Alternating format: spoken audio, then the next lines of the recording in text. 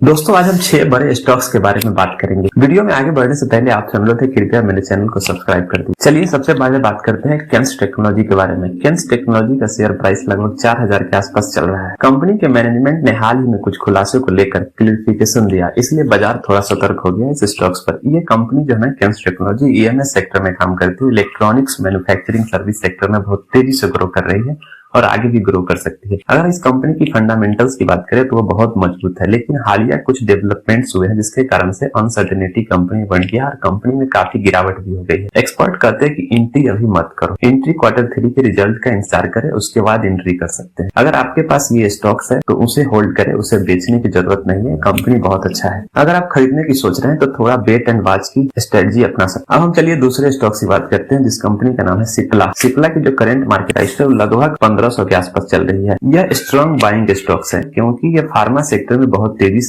तेज और positive zone में है। सिप्ला क्रोनिक और जेनरिक दोनों कैटेगरी की दवा बनाते हैं और स्ट्रॉन्ग पोर्टफोलियो रखता है। फंडामेंटली और फाइनेंशियल्स की दोनों ही मजबूत है कंपनी की। रिसेंटली क्वार्टर्स में कंपनी ने शानदार परफॉर्मेंस दिया है, शानदार, जिससे कंपनी में बाइंग की रेटिंग्स तो आती है, लेकिन ये आप पे डिपेंड करेगा अपने एक्सपर्ट से सलाह लेकर के किसी तरह का डिसीजन ले। अगर हम लॉन्ग टर्म के इन्वेस्टर्स के लिए बात करें तो सिप्ला एक स्ट्रॉन्ग बाई है। अब हम श्रीराम फाइनेंस की बात करते हैं जिसका करंट मार्केट प्राइस लगभग 957 या 1000 के आसपास है। एक्सपर्ट इस स्टॉक्स पर काफी ऑप्टिमिस्टिक व्यू रखते हैं क्योंकि ये एनबीएफसी सेक्टर में कंपनी का पोजीशन बहुत मजबूत है। कंपनी को मिलने वाला कैपिटल सपोर्ट ग्रोथ में मदद करेगा। इंटरेस्ट रेट और इन्वायरमेंट में भी कंपनी के फेवर में जा रहा है। मार्केट सेंटीमेंट भी बहुत पॉजिटिव है, इसलिए ये कंपनी बहुत अच्छा माना जा सकता है। अगर हम श्रीराम फाइनेंस की बात करें तो इसमें स्ट्रॉन्ग बाइंग तो दिखता है, लॉन्ग टर्म ग्रोथ के लिए बिल्कुल फिट है यह कंपनी। अब हम बात करते हैं एंटोनी वेस्टेस हैंडलिंग सेल की जिसका करंट मार्केट प्राइस लगभग 500 या 550 के आसपास है। कंपनी बेस्ट मैनेजमेंट में काम करती है और कंपनी लॉन्ग टर्म स्टोरी अच्छी है, लेकिन फिलहाल आईपीओ के बाद स्टॉक्स काफी गिरा है। करंट लेवल से एंट्री के लिए अट्रैक्टिव नहीं है। एक्सपर्ट्स कहते हैं कि Q3 रिजल्ट देखे तभी डिसीजन ले, अगर रिजल्ट अच्छा है तो एंट्री का मौका बनेगा। अगर हम बात करें आपके पास है तो होल्ड करना चाहिए इस कंपनी को, अगर आपके पास नहीं है तो वेट एंड वॉच की स्थिति में रहना चाहिए। जैसे Q3 का रिजल्ट आ जाए तो आप इस स्टॉक्स को ले सकते हैं। अब हम IRFC की बात करते हैं, इंडियन रेलवे फाइनेंस कॉर्पोरेशन, जिसका करंट मार्केट प्राइस लगभग 120 के आसपास है। इसे तो पूरी तरह से एक्सपर्ट ने होल्ड की सलाह दी है। रेलवे थीम स्टॉक्स होने के बाद वजह से ये काफी बुज में है और अगले 1 से 2 साल का आउटलुक शानदार है। इलेक्ट्रॉनिक्स इलेक्शन आने वाले हैं, रेलवे स्टॉक्स को अक्सर बूस्ट मिलता है इलेक्शन से और कंपनी स्टेबल अर्निंग देती है, लेकिन करंट वैल्यूएशन और थोड़े स्ट्रेच्ड है।